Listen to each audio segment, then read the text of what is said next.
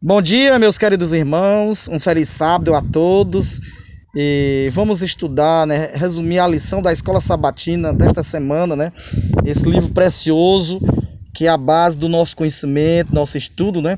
E essa semana trata de um assunto espetacular, de suma importância para a nossa vida espiritual, para nossas relações com Deus e com o nosso semelhante, né? A lição é uma carta de Deus a todos nós, né? E que nós precisamos estudar a lição e colocar em prática, né? Porque na realidade, muitas vezes, como pessoas, como cristãos, nós temos falhado por não dar importância a esses ensinos tão importantes, fundamentados na palavra de Deus. Então vamos orar. Querido Deus e bondoso Pai que habita nos céus, estamos neste ar livre aqui, nessa margem belíssima, para estudar a Tua Palavra.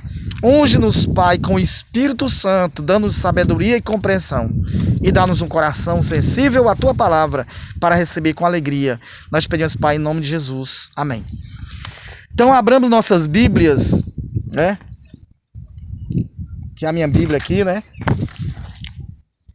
E vamos abrir as nossas Bíblias no livro de Deuteronômio, capítulo 7, versículo 9. É o verso para memorizar. Diz assim: portanto, saibam que o Senhor, seu Deus, é Deus. Ele é o Deus fiel, que guarda a aliança e a misericórdia até 1000 gerações aos que o amam e cumprem os seus mandamentos. Na parte de domingo, diz assim: a eleição de Israel.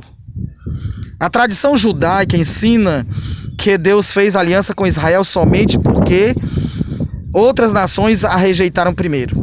Embora não existam evidências bíblicas para essa posição, ela ajuda a chamar a atenção para o fato de que, seja qual for o motivo da escolha da nação hebraica, este não foi baseado em merecimento dessa elevada honra e privilégio.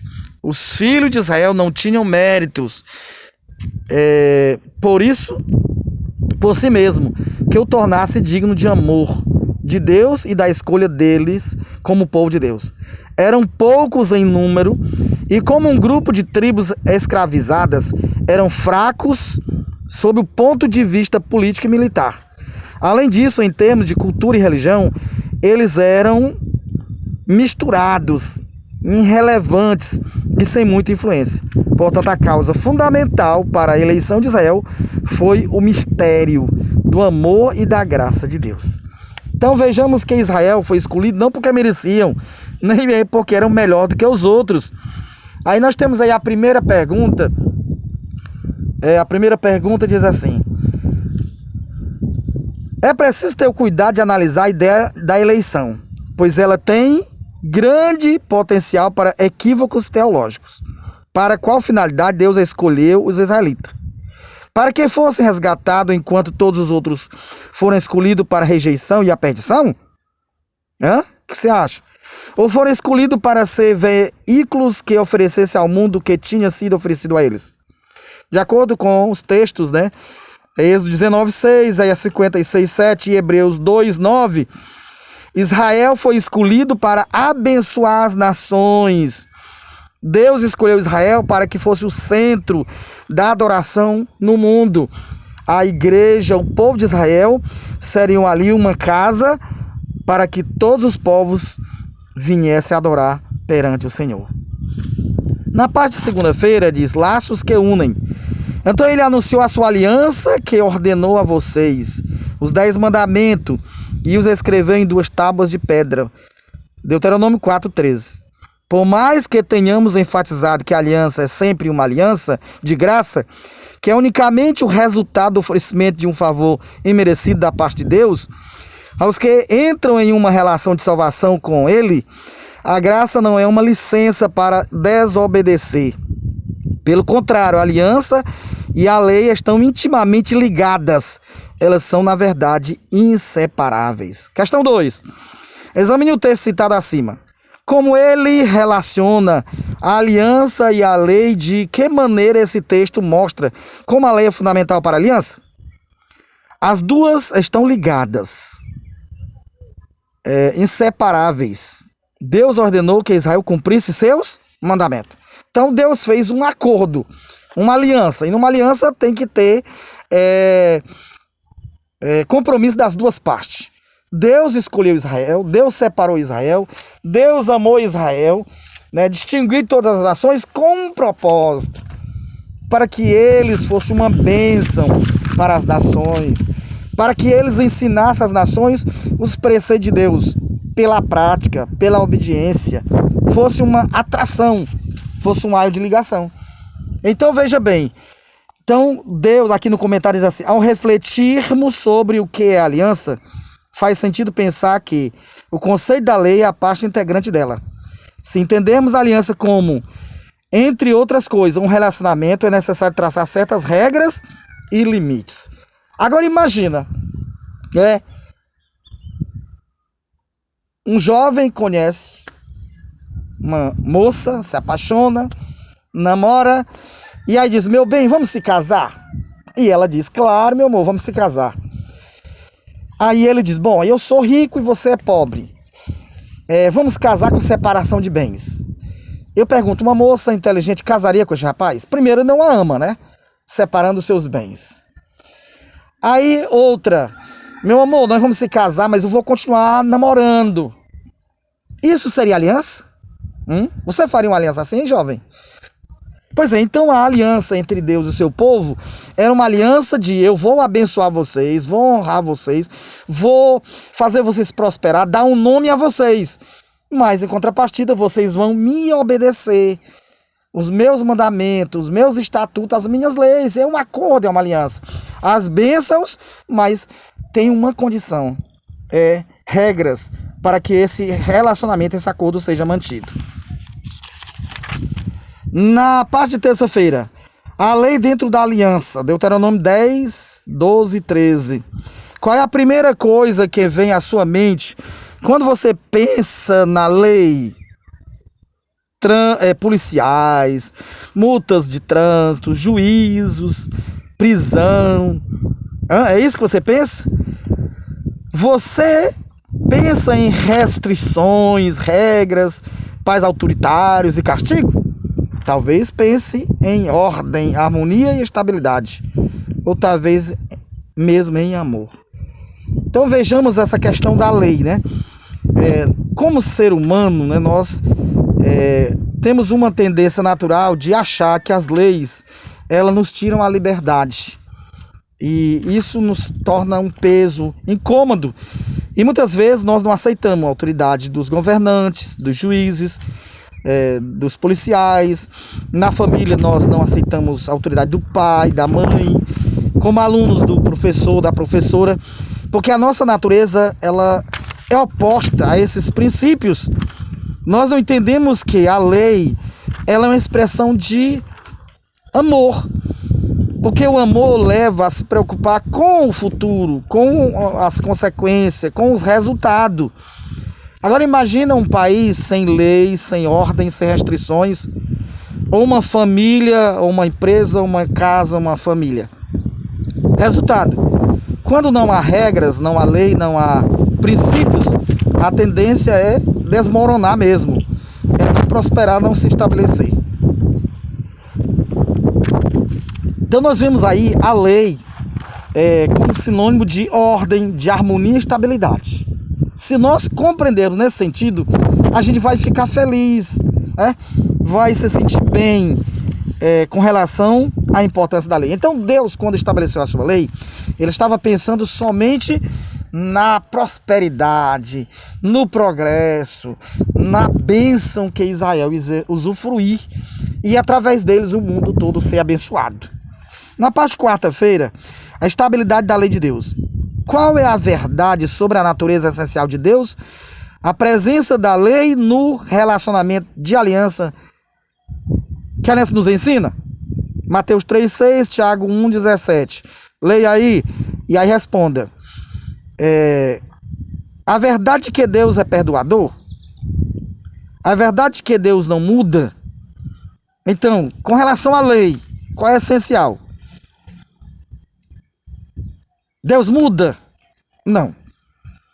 Até a questão do perdão aqui, a gente sabe que quando Deus se compadeceu dos transgressores da humanidade caída, ele pagou o preço, né? Veio como homem, sofreu as penas da transgressão, dando a sua própria vida, né? Então Deus não muda. Então a lei é estável. A lei de Deus é uma expressão oral ou escrita de sua vontade? Leia aí, Salmo 40, verso 8. Por ser uma transcrição de seu caráter, a presença da lei da aliança nos garante a permanência e a confiabilidade de Deus. Embora nem sempre possamos discernir as obras de sua providência, sabemos que ele é digno de confiança. O universo é governado por leis morais, físicas, invariáveis. Esse fato nos dá verdadeira liberdade e segurança. Então, as leis que regem o universo, a órbita de cada planeta, os elementos da natureza estão sujeitos a leis fixas. E isso nos dá segurança, tranquilidade, né? Se a lei de Deus não pode nos salvar do pecado, por quê? Ele a tornou parte da aliança. Então, há salvação na lei? Não. Ela salva o pecador? Não. Ela salva o transgressor? Não. Ela condena. Então, justamente a lei é um muro, é uma cerca de proteção para que nós venhamos ter uma vida abençoada, uma vida próspera e feliz. Quinta-feira. O que os versos a seguir têm em comum? O que isso ensina sobre a natureza da aliança?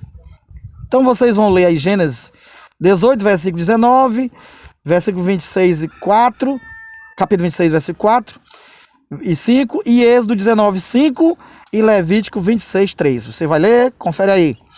Precisamos obedecer às leis e estatuto para as promessas serem cumpridas.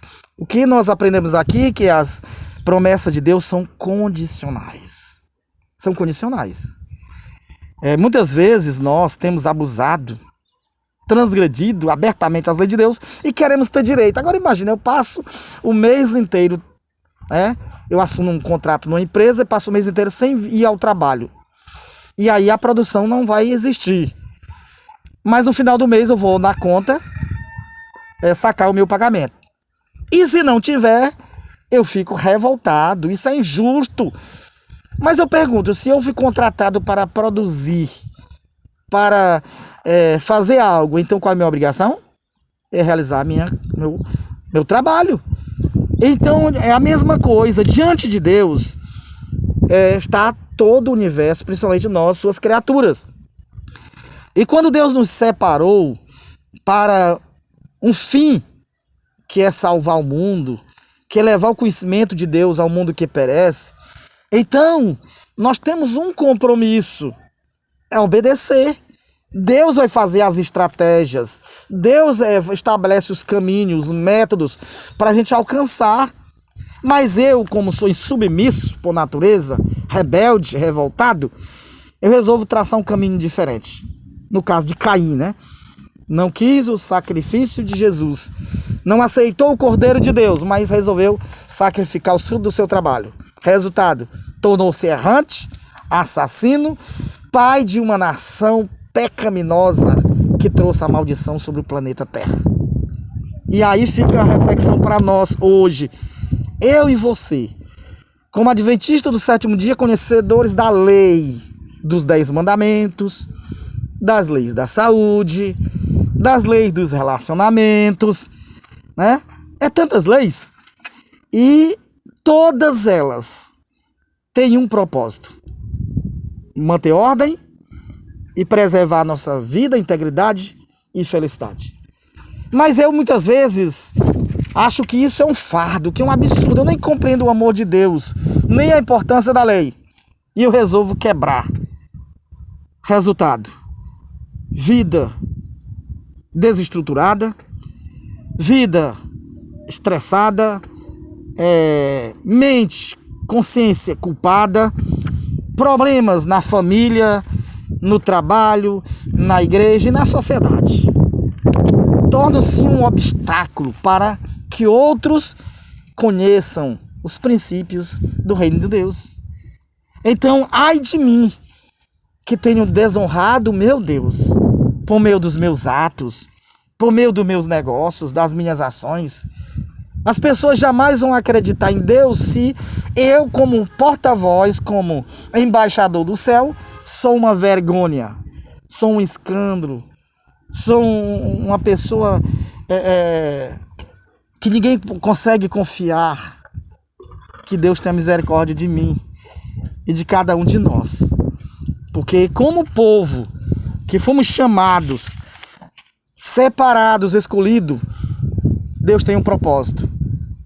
Fazer um diferencial na nossa vida. Além de nos abençoar, nos fazer pessoas seguras, tranquilas, felizes, ainda ser o aio, a ponte que ia ligar outros ao reino dos céus. E aí?